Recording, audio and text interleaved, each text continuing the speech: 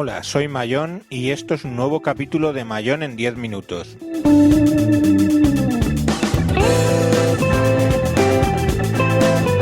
Hoy os voy a contar una historia alternativa de la informática.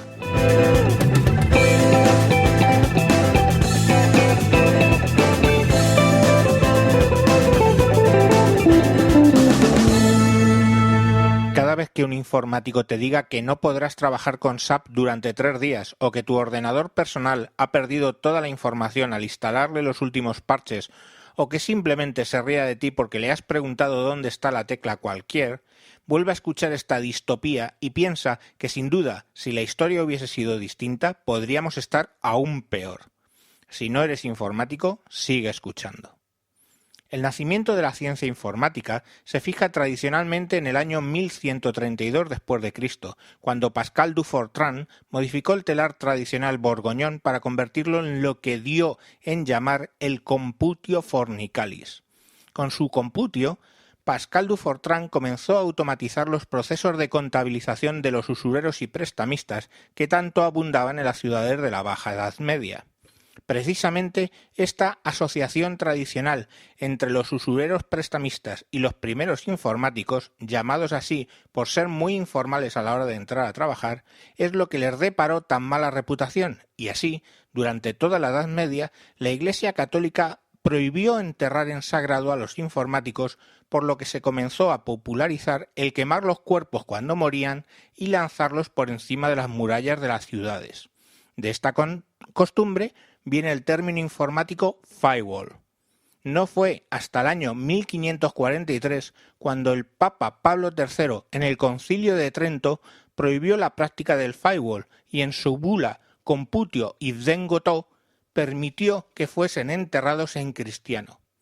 Lamentablemente la bula solo tuvo un éxito parcial y la población de las ciudades siguieron distinguiendo los enterramientos de los informáticos, metiéndolos en el ataúd en un difícil escorzo donde la parte superior del cuerpo estaba en posición supina y la inferior en posición prono, en ocasiones teniendo que así seccionar el cuerpo en dos para hacerlo.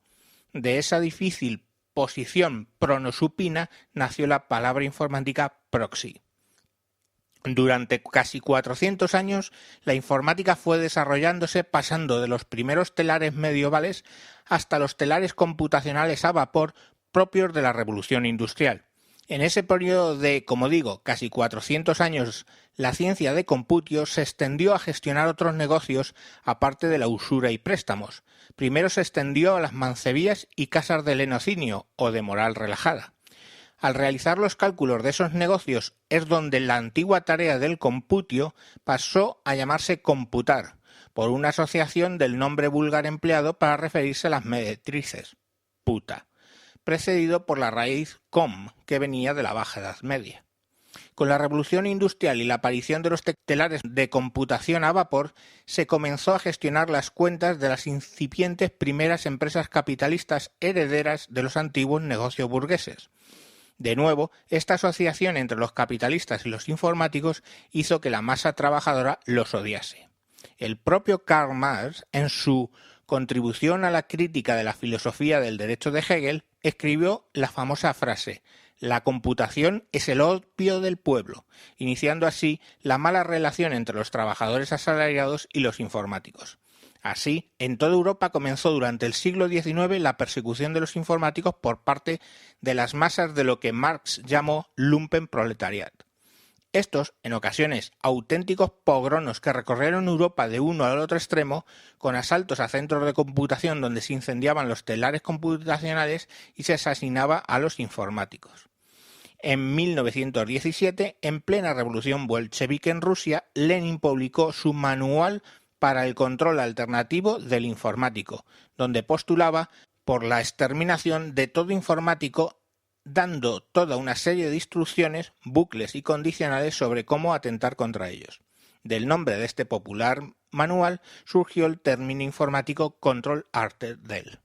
Paralelamente, La mala imagen de los informáticos en Europa se vio incrementada por el hecho de que las tropas alemanas, durante lo que se dio en llamar la Gran Guerra, que luego sería conocida como la Primera Guerra Mundial, emplearon masivamente informáticos para el cómputo de las trayectorias de balas de artillería que asolaron los campos de batalla y las ciudades durante ese conflicto bélico.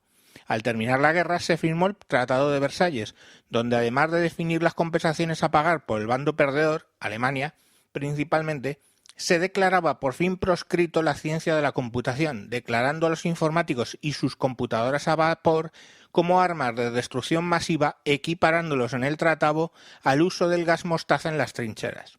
El Tratado de Versalles tuvo el efecto secundario de generar una gran migración de informáticos hacia el Nuevo Mundo durante toda la década de los felices años 20, llamados así en Europa por la desaparición de la lacra informática.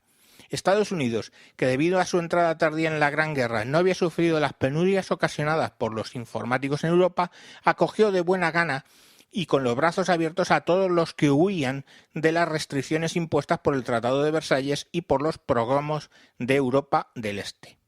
Se asentaron originalmente en la zona de la costa oeste, en una zona cercana a la ciudad de San Francisco. Debido a su poco dominio del idioma inglés, su escasa sociabilidad y su falta absoluta de empatía se les llamaba tontos, o silly en inglés, y de pronto comenzó a llamarse al valle donde se habían asentado el Silicon Valley, silly, de la palabra inglesa para referirse a los tontos, com de la abreviatura de computadora, Silicon Valley. En San Francisco prosperaron y hacia mediados de la década de los años 20 algunos fueron emigrando a la costa este, en concreto a la ciudad de Nueva York, donde con la experiencia adquirida en la Alta Edad Media, gestionando los negocios de lupanares y casas de lenocinio, comenzaron a computar las operaciones bursátiles de las empresas norteamericanas en la sede de la Bolsa de Nueva York, Wall Street. El 29 de octubre de 1929, en lo que pasó a llamarse el Martes Negro, las computadoras de la Bolsa de Nueva York comenzaron a fallar en bloque y a realizar ventas masivas que contagiaron en breve a las bolsas de otros países, generando la mayor catástrofe económica mundial hasta ese momento. Ante la crisis, el entonces gobernante de Rusia, el camarada Stalin, decidió reemprender las expulsiones y pogromos contra las últimas poblaciones de informáticos en ese país. La presión que ejerció obligó a los últimos informáticos rusos a trasladarse a Alemania, la cual los acogió con los brazos abiertos por parte del partido nazi, que en esos momentos estaba en plena carrera por el poder, el cual alcanzaría en 1933 con la llegada de su líder Adolf Hitler a la Cancillería. El líder de los informáticos en el exilio, por otro lado, huyó in extremis a México, donde se refugiaría lejos de toda actividad en la computación. Se trataba del León Trotsky. En este nuevo éxodo, sumado a la ausencia de un líder ideológico, Trotsky hizo que los informáticos se encerraran aún más en sí mismos y en sus propias creencias, creándose lo que se dio en llamar la secta de Computio, nombre legendario con el que sus seguidores conocían a Pascal du Fortran. La paradoja es que esta secta medró entre la clase política de Estados Unidos y entre la élite del partido nazi por igual. Ambos países dedicaron a los seguidores de Computio a realizar programas y cálculos para la creación de nuevas armas secretas en sus por entonces computadoras electrónicas, que comenzaban a llamarse ordenadores por la costumbre de solo responder a las órdenes de los seguidores de la secta. Para el año 1939, tanto la Alemania nazi como los Estados Unidos contaban ya con armas nucleares de destrucción masiva. Todo estaba preparado para la catástrofe. Cuando el 21 de agosto de 1940 agentes de Stalin consiguieron dar con León Trotsky en México y asesinarlo, todo se precipitó. Los seguidores de Computio en los Estados Unidos alteraron sus programas para que tomaran el control de las armas nucleares, que fueron lanzadas primero sobre Rusia. Lamentablemente, un misil se desvió por error de programación, cayendo sobre Berlín y matando a Hitler. Su sucesor, Hermann Göring, ordenó a sus informáticos el lanzamiento de misiles a Estados Unidos.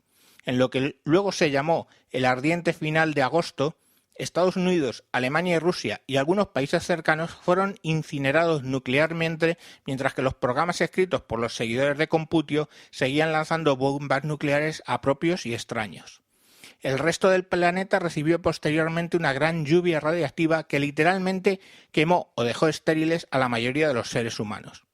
La esterilidad y la impotencia sexual no importaron a los informáticos, pues debido a sus rarezas propias de sus creencias, su escaso don de gentes y en definitiva su poco interés por las cosas del sexo hizo que no lo echasen mucho de menos, pero el resto de la población sí que nos provocó serios problemas, además de la amenaza de la extinción. Hoy, refugiados en esta pequeña isla donde la radiactividad no es mucha, en nuestras cuevas a 30 metros de profundidad, los supervivientes de este Armagedón nos dedicamos a intentar, de momento sin éxito, regenerar nuestra especie.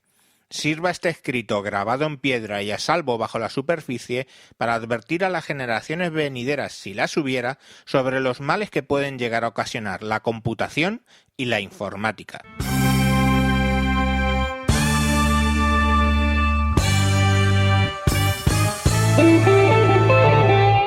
Hasta aquí el capítulo de hoy de Mayona en 10 minutos. Como siempre podéis buscar este podcast tanto en iTunes como en Spreaker buscando por Javier Fernández o seguirme en Twitter como @tejedor1967. Un saludo y nos vemos en Barcelona en las JPod 14. Adiós.